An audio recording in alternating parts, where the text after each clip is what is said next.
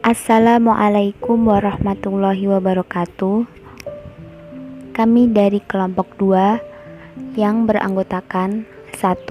Sylvia Rahmawati dengan NIM 205231014, Enip Silsilatama dengan NIM 205231028, Aisyah Faizatun Naim dengan NIM 205231033, Sari Asih dengan NIM 205231034. Kami akan menjelaskan mengenai materi sumber hukum muttafaq 1, Al-Quran dan Sunnah. Oke, langsung saja kita masuk ke pembahasan. Yang pertama adalah Al-Quran. Pengertian Al-Quran.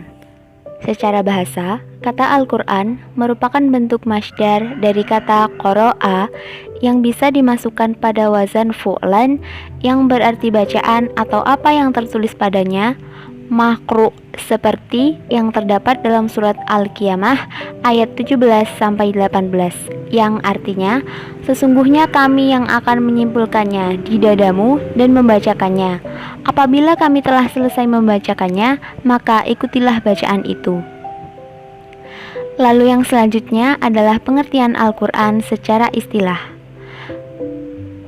Pengertian Al-Quran secara istilah, menurut sebagian besar ulama usul fikih menyimpulkan bahwa kalam Allah yang diturunkan kepada Nabi Muhammad SAW dalam bahasa Arab yang dinukilkan kepada generasi sesudahnya secara mutawatir. Membacanya merupakan ibadah, tertulis dalam mushaf, dimulai dari surah Al-Fatihah dan ditutup dengan surah An-Nas. Yang selanjutnya adalah nama lain Al-Quran. Allah Subhanahu wa Ta'ala menyebut kitab yang diturunkan kepada Nabi Muhammad SAW dengan berbagai macam nama. Di antara nama-nama lain Al-Quran yang populer di kalangan umat Islam, yaitu yang pertama adalah Alkitab, yang berarti tertulis atau yang ditulis. Ini menunjukkan bahwa wahyu itu dirangkum dalam bentuk tulisan yang merupakan kumpulan huruf-huruf dan menggambarkan ucapan. Yang selanjutnya adalah Al-Furqan, yang berarti memisahkan atau membedakan. Penamaan itu mengisyaratkan bahwa Al-Quran membedakan antara kebenaran dan kebatilan. Lalu Az-Zikr, yang berarti peringatan. Penamaan ini berarti menunjukkan bahwa di dalam Al-Quran memuat berbagai peringatan bagi umat manusia. Lalu At-Tanzil, yang berarti yang diturunkan. Ar-Ruh, yang berarti jiwa. Al-Balagah, yang berarti penyampaian atau kabar. Al-Basyair, yang berarti pedoman. Al-Bayan, yang berarti penerangan. An-Nur, yang berarti pelita. Al-Huda, yang berarti petunjuk. Al-Busyara, berarti kabar gembira. Lalu Ar-Rahmat, berarti rahmat atau karunia. Al-Mau'izah, yang berarti pelajaran atau nasihat. Lalu yang terakhir adalah Asy-Syifa, yang berarti obat atau penawar. Lalu kita masuk ke pembahasan selanjutnya, yaitu garis-garis besar kandungan dalam Al-Quran. Al-Quran itu adalah firman Allah Subhanahu wa Ta'ala, bukan rekayasa manusia. Sebab itu, betapapun pintarnya manusia itu dan tingginya ilmu pengetahuan mereka, namun tidak akan sanggup menjangkau seluruh isi dan kandungan wahyu Allah tersebut. Ada beberapa pokok saja mengenai kandungan Al-Quran, yaitu 1. Keimanan atau tauhid, yaitu ajaran-ajaran tentang kepercayaan atau keimanan kepada Allah, meliputi iman kepada malaikat, iman kepada Rasul, iman kepada kitab-kitab, iman kepada hari akhir, dan iman kepada qada dan qadar. Yang kedua adalah ajaran tentang ibadah, yaitu pengabdian makhluk kepada Khaliknya. Begitu juga ajaran-ajaran tentang budi pekerti yang baik, akhlak yang luhur yang harus dipakai baik terhadap Tuhan maupun terhadap sesama makhluk. Yang ketiga adalah hukum dan peraturan, yaitu ajaran yang mengatur tentang aturan-aturan yang berhubungan dengan segala tindakan manusia dalam segala bidang, baik dalam hubungannya dengan Tuhan maupun yang berhubungan dengan sesama manusia. Hukum-hukum yang mengatur hubungan atau komunikasi manusia dengan Allah disebut al-ibadah, dan hukum-hukum yang mengatur hubungan manusia dengan sesama dikenal dengan al-muamalah. Kehujahan Al-Quran menurut pandangan ulama imam mazhab. Yang pertama, pandangan Imam Abu Hanifah. Imam Abu Hanifah sependapat dengan jumhur ulama bahwa Al-Quran merupakan sumber hukum Islam.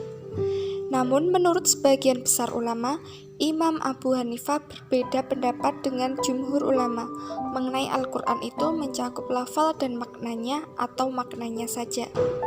Kemudian, pandangan Imam Malik. Menurut Imam Malik, hakikat Al-Quran adalah kalam Allah yang lafal dan maknanya dari Allah Subhanahu wa Ta'ala. Tidak bisa dikatakan makhluk karena kalam Allah termasuk sifat Allah. Beliau bahkan memberikan predikat kafir, zindik, terhadap orang yang menyatakan bahwa Al-Quran adalah makhluk. Imam Malik sangat keberatan untuk menafsirkan Al-Quran secara murni tanpa memakai atsar, sehingga beliau berkata, seandainya aku mempunyai wewenang untuk membunuh seseorang yang menafsirkan Al-Quran dengan daya nalar murni, maka akan kupenggal leher orang itu. Yang ketiga, pandangan Imam Asy-Syafi'i. Imam Syafi'i berpendapat seperti para ulama bahwa Al-Quran merupakan sumber hukum pokok. Beliau selalu mencantumkan nas-nas Al-Quran, setiap berpendapat sesuai metode deduktif. Asy-Syafi'i menganggap bahwa Al-Quran tidak bisa dilepaskan dari as-sunnah karena kaitannya sangat erat. Berbeda dengan pendapat para ulama lainnya yang menganggap bahwa sumber hukum Islam pertama adalah Al-Quran. Imam Syafi'i berpendapat bahwa Al-Quran dan as-sunnah adalah sumber hukum Islam pertama. Imam Syafi'i menganggap Al-Quran seluruhnya berbahasa Arab dan menentang mereka yang beranggap bahwa dalam Al-Quran terdapat bahasa ajam selain Arab. Kemudian yang terakhir, pandangan Imam Ahmad Ibnu Hambal. Ahmad Ibnu Hambal sebagaimana para ulama lainnya berpendapat bahwa Al-Quran itu sebagai sumber pokok Islam. Kemudian disusul as-sunnah sebagaimana Imam Syafi'i. Imam Ahmad menganggap bahwa as-sunnah memiliki kedudukan yang kuat di samping Al-Quran, sehingga tidak jarang beliau menyebutkan bahwa sumber hukum itu adalah nas, tanpa menyebutkan Al-Quran dahulu atau as-sunnah dahulu. Dalam penafsiran terhadap Al-Quran, beliau sangat mementingkan penafsiran yang datang dari as-sunnah Nabi Muhammad SAW, dan sikapnya dapat diklasifikasikan menjadi tiga antara lain. Yang pertama, sesungguhnya zahir Al-Quran tidak mendahulukan as-sunnah. Yang kedua, Rasulullah SAW saja yang berhak menafsirkan Al-Quran. Yang ketiga, jika tidak ditemukan penafsirannya berasal dari Nabi, penafsiran para sahabatlah yang dipakai, karena merekalah yang menyaksikan turunnya Al-Quran dan mendengarkan takwil.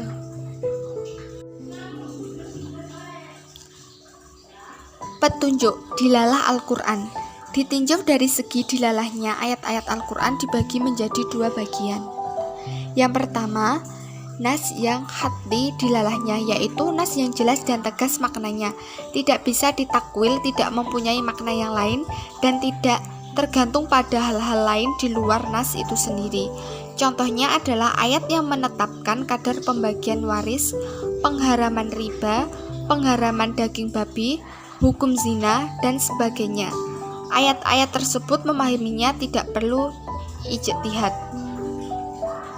Yang kedua, nas yang zani dilalahnya, yaitu nas yang menunjukkan suatu makna yang dapat ditakwil, nas yang mempunyai makna lebih dari satu, baik karena lafalnya mustarak, homonim, ataupun karena susunan kata-katanya dapat dipahami dengan berbagai cara, seperti dilalah isyarat-isyaratnya, iktidainya, dan sebagainya.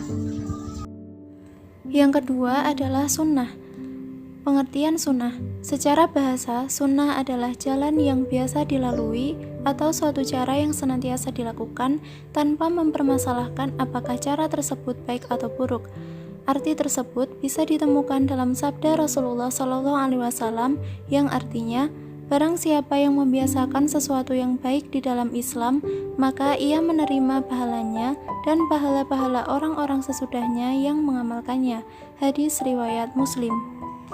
Secara istilah, pengertian sunnah bisa dilihat dari 3 disiplin ilmu. Yang pertama, ilmu hadis. Para ahli hadis mengidentikan sunnah dengan hadis, yaitu segala sesuatu yang disandarkan kepada Nabi Muhammad SAW, baik perkataan, perbuatan, maupun ketetapannya. Yang kedua, ilmu usul fiqh. Menurut ulama ahli usul fiqh, sunnah adalah segala yang diriwayatkan dari Nabi SAW berupa perbuatan, perkataan, dan ketetapan yang berkaitan dengan hukum. Yang ketiga, ilmu fikih. Pengertiannya hampir sama dengan ulama ahli usul fiqh, namun istilah sunnah dalam fikih juga dimaksudkan sebagai salah satu hukum taklifi, yang berarti suatu perbuatan yang mendapatkan pahala bila dikerjakan dan tidak berdosa bila ditinggalkan. Macam-macam sunnah. 1. Sunnah kauliyah, yaitu ucapan lisan Nabi Muhammad SAW yang didengar dan dinukilkan oleh sahabat beliau dan disampaikannya kepada orang lain.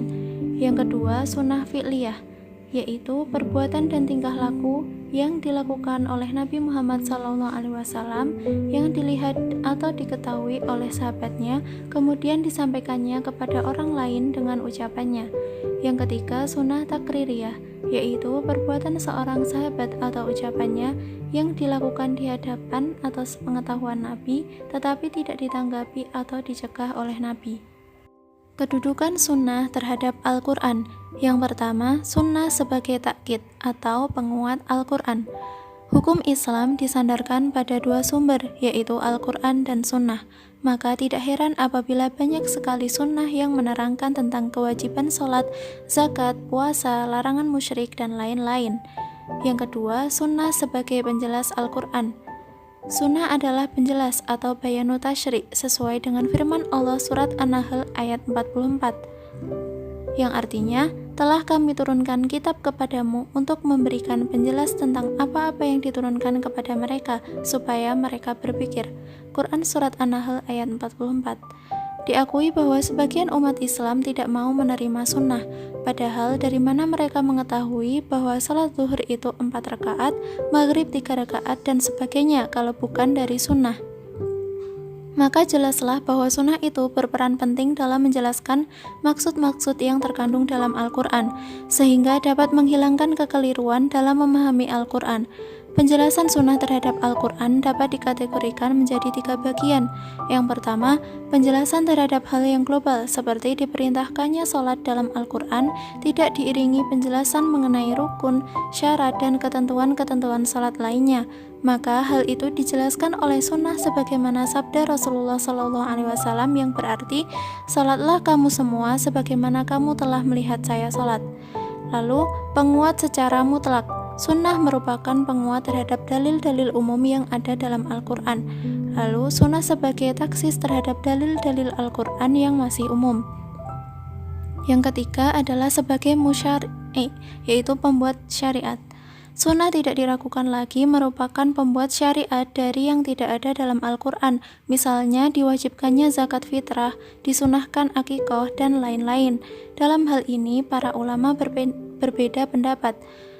Yang pertama, sunnah itu memuat hal-hal baru yang belum ada dalam Al-Quran. Yang kedua, sunnah tidak memuat hal-hal baru yang tidak ada dalam Al-Quran, tetapi hanya memuat hal-hal yang ada landasannya dalam Al-Quran. Dilalah atau petunjuk sunnah. Ditinjau dari segi petunjuknya atau dilalah, hadis sama dengan Al-Quran, yaitu bisa qati'ah dilalah dan bisa zaniyah dilalah. Demikian juga dari segi subut, ada yang qati dan ada yang yani. Kebanyakan ulama telah menyepakati pembagian tersebut, namun dalam aplikasinya berbeda-beda. Dalam kaitannya antara nisbat as-sunnah terhadap Al-Quran, para ulama telah sepakat bahwa as-sunnah berfungsi menjelaskan apa yang terdapat dalam Al-Quran dan juga sebagai penguat. Akan tetapi, mereka berbeda pendapat mengenai kedudukan as-sunnah terhadap Al-Quran apabila as-sunnah itu tidak sejalan dengan zahirnya ayat Al-Quran. Kehujahan sunnah, yaitu ada 3. Yang pertama, adanya nas-nas Al-Quran yang menegaskan untuk mengikuti perintah Rasul, yang sesuai dengan firman Allah dalam Quran Surat Ali Imran ayat 32, Quran Surat An-Nisa ayat 80, Quran An-Nisa ayat 59, dan Quran Surat Al-Hasyr ayat 7. Yang kedua yaitu adanya ijma' para sahabat semasa hidup Nabi dan setelah wafatnya mengenai keharusan mengikuti Nabi. Yang ketiga yaitu adanya penjelasan Al-Quran bersifat mujmal dalam bidang ibadah seperti sholat, puasa, haji, dan lainnya yang membutuhkan penafsiran melalui sunnah. Maka, segala sesuatu yang dijelaskan oleh sunnah harus diikuti dan dijadikan hujjah, karena ia bersumber dari Rasulullah yang mashum yang telah diberikan Allah kekuasaan untuk menjelaskan dalam rangka pembentukan hukum syariat Islam. Sunnah sebagai sumber hukum.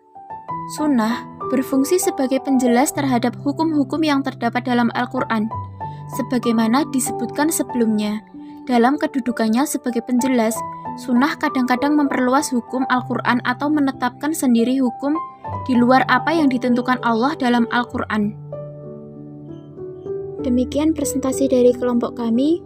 Apabila ada salah kata dan kekurangan kami mohon maaf. Terima kasih. Wassalamualaikum warahmatullahi wabarakatuh.